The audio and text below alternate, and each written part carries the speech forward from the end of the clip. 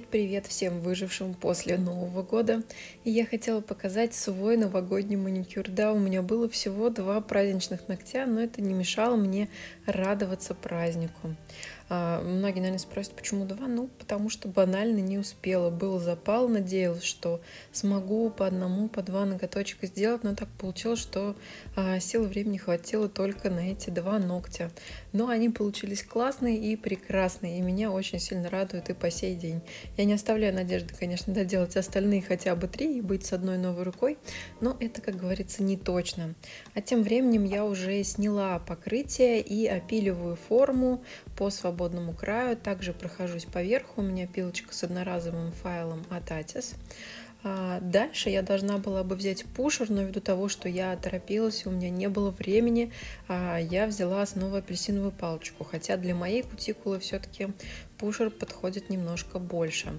Ну да ладно, после того, как мы отодвинули кутикулу, счистили птериги, насколько смогли, уже можно переходить к самой обработке кутикулы. Я, как всегда, беру педикюрную фрезу от Magic Beats. Это красно-синяя насечка, просто она от обработки уже у меня стерлась. Я не знаю, как у вас, у меня постоянно эти насечки стираются. Но ничего страшного, я просто помню, какая это была фреза, потому что у меня отдельно синий нет, а бывает только красно-синий, либо красный.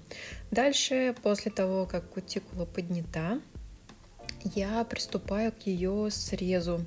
Срезаю себе в 100% случаях, ну ладно, в 99 может быть кусачками, потому что у меня опять-таки такая кожа, и мне нужны именно кусачки.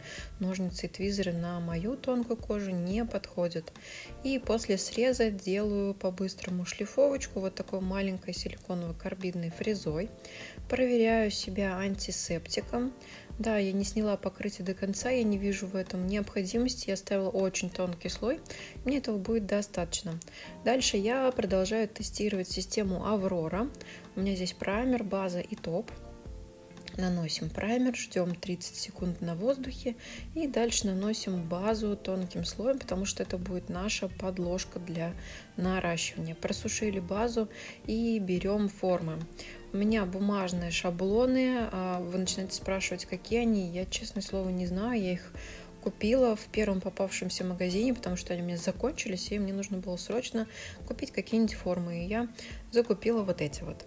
Устанавливаем форму ровно, не вверх, так называемый анатомический будет у нас. Анатомическое моделирование — это когда они не очень арочные и чуть-чуть вниз смотрят. Есть такая техника наращивания, просто они более натуральные. Делаем тоненькую подложечку из прозрачного геля, поджимаем эту самую подложку, проверяем, чтобы форма не расклеивалась, просушиваем и дальше можно форму снять. Вот такая тоненькая прозрачная подложка получилась. И в принципе мне уже нравится, как это выглядит, ноготок изящный и как будто бы это уже френч. Но, конечно, мы так не оставим. После того, как мы сняли форму, нам нужно достроить всю архитектуру ногтя. Для этого мы будем использовать тот же самый прозрачный конструирующий гель. То есть твердый гель обязательно, потому что мягкими гелями такую длину уже опасно наращивать, она скорее всего сломается. Наносим тонкий скользящий слой и дальше берем капельку и распределяем по всему ногтю до необходимой толщины.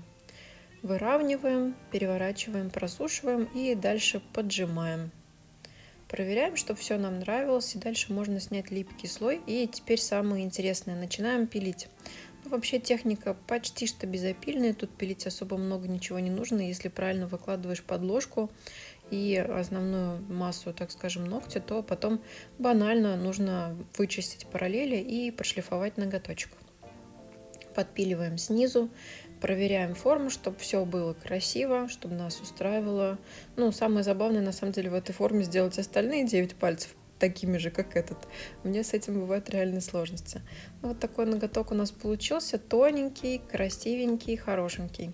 И дальше будем использовать вот такой гель-лак и вот этот вот гель с блестками, который мне вообще очень сильно понравился. Он красивый и он тонкий, то есть он ложится прям максимально тонким слоем, несмотря на то, что он с дизайном. Там хлопушки Юки. и они очень круто блестят. Их, конечно, наверное, все бы нанесли на какой-нибудь темный оттенок, чтобы они круто играли, но я решила их нанести на прозрачный свободный край. После просушки добавляю ложа. Да, вы правильно поняли, я планирую сделать странный такой френчик. Ну, это а-ля френч в стык или имитация, может быть, выкладного френча, что-то такое непонятное. Но у меня было такое веселое настроение цвета бирюзового, и плюс были новые лаки, которые мне не терпелось на себе тоже опробовать. Лак выкладывается в один слой. Здесь, конечно, были сложности в плане того, что я не красила обычным образом, а приходилось распределять, но тем не менее у меня все выровнялось, я просушила, и дальше наносим топ той же серии, тоже Аврора от Ника Нагель. Выравниваем при необходимости, она у меня здесь была, потому что есть все-таки ступенька. Проверяем весь блик. И дальше на базу, на ту же самую базу, которую я наносила, будем ставить стразики. У меня еще есть запасы Сваровски, и пока, честно говоря, не верится, что прям вот они закончатся. Кто не знает, почитайте. Вроде как угрожают, что больше страз Сваровски не будет. Но я думаю, что это тоже не страшно, даже если они закончатся на всей планете Земля. Есть альтернативные стразы, тоже очень хорошего качества. Я думаю, что я в ближайшее время попытаюсь их заказать и посмотрим, как они выглядят. Но вроде отзывы по ним хорошие, многие блогеры уже пробовали, и я тоже ушки свои навострила в эту сторону. Ну а я устанавливаю стразы и бульонки. Все это я делаю с помощью базы в данном случае. Многие спросят, а почему же не на клей? А потому что я за клеем просто не встала. Не было технической возможности и времени. Это была предновогодняя суета, и делалось все по-быстрому. Но я думаю, что инкрустацию можно производить разными способами, не только на клей и не только на базу. А на полигеле, кстати говоря, тоже неплохо держится, особенно если она у вас объемная. Дальше все это декорируем бульонками. У меня маленькие, большие, разные. В общем, я решила создать вот такой красивый кант и дополнить его. Ничем, по-моему, я не дополнил. Нет, извините, я сделала просто кант, просушила и потом его промазала этой же самой базой. Получился вот такой вот красивый ноготок. Я искала, как же его вам показать, потому что чтобы ничего не отсвечивало, поэтому пыталась поставить его на коробочку. Ну, в общем, я была очень-очень довольна. На остальных ногтях у меня вообще лак для ногтей. Я купила песочный лак и тоже его на себе пробовала. Вот такой вот красавчик у меня получился. Я ходила на него, смотрела минут 15, и потом сделала второй ноготь, очень похожий на него, но немножко другой. В конце видео я его также покажу, а пока можно любоваться моим новогодним, пока что одним ногтем. Но в любом случае я очень счастлива, довольна, мне все понравилось, было круто. Вот мой второй ноготочек.